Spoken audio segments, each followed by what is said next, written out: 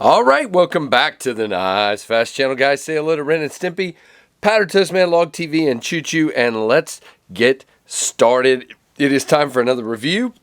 This one is the Tuya Envy V4. I've had I think it was the 2 and the 3 I had.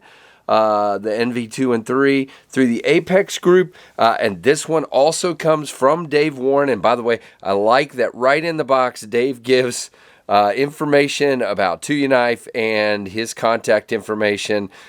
Dave is the designer of this one and of Tuya Knives, and Dave is a cool dude. Comes in this really cool Pelican style case with padding inside. Really nice. So I'm excited to check this one out for sure. Now, guys, right off the bat, I'm going to say something. This is probably very close to the favorite looking inlays I've seen on a knife. You guys have seen a lot of the copper carbon fiber recently, but most of it kind of looks kind of orangey to me. This looks like a shiny new penny, and it is absolutely beautiful. You've got the carbon fiber with the layers of copper, and I just think it's gorgeous. And then you have this gray bead blasted titanium. Titanium backspacer with a lanyard loop. You have a titanium clip and more inlay on this side. And I just think right off the bat, it should be said that this is an absolutely stunning knife. Now, it is contoured on the scales, as you can see. Very nicely done. The inlays, you can feel, by the way, these are produced by Tuya Knife in China. There is a little lip right there on that, but not here or back here. Feels good there. Right there. There's a little lip right there. I can catch my thumb on that transition. So the transitions are not perfect, but they're not bad. I mean, and again, no real texture, but you're not going to slide and slip off of this one. Your pivot is tooled on both sides, and it does stand proud, just slightly. The rest of your screws, they stand up just a little bit because it's contoured. You do have a lock bar interface there. The clip comes to right there, and you got a tiny bit, and the lanyard sticking out of your pocket. Let's see. Hold on, I want to look at one thing. Yeah, it does not look like the clip is reversible. It is right side tip up only. But then you get to open this guy and see this beautiful worn cliff blade. Now you have a dirty blade. Thanks, KC. Very good. I've been using it, so that's what happens when you use knives. They do get a little funky. So in this case, it is a really nice satin grind. Now, we'll tell you guys right off the bat, you can see it right here.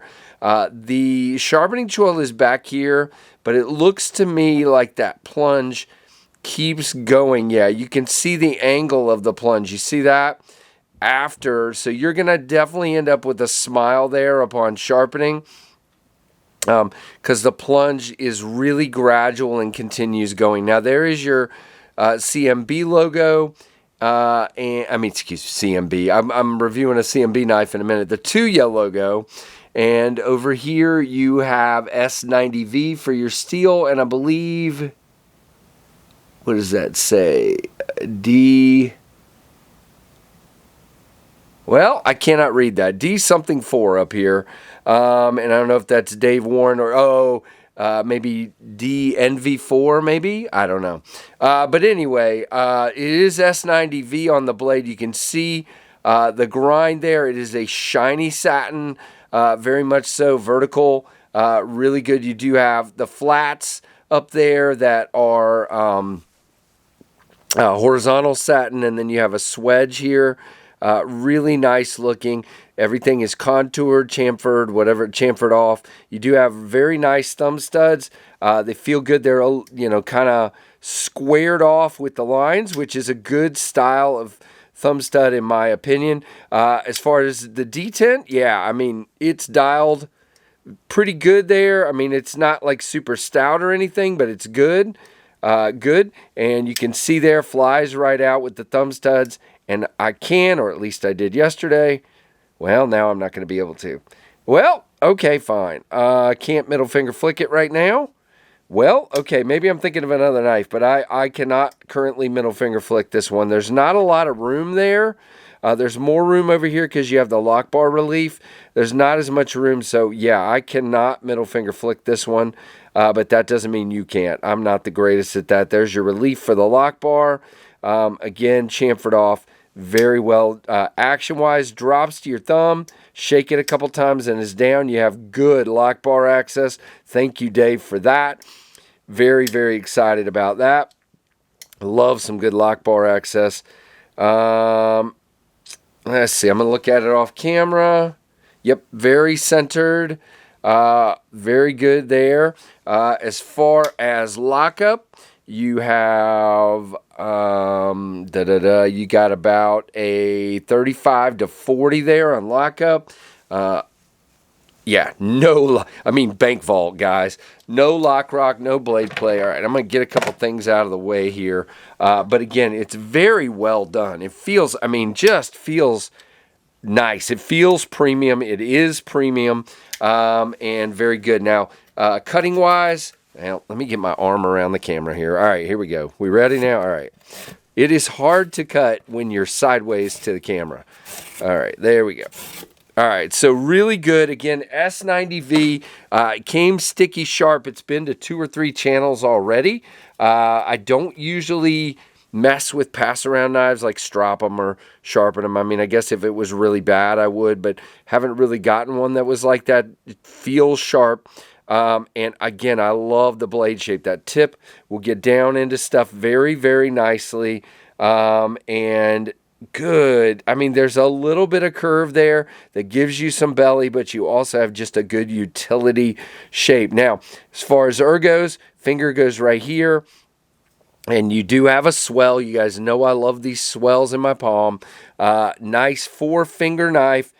I take up all the way back there. No place to really choke up.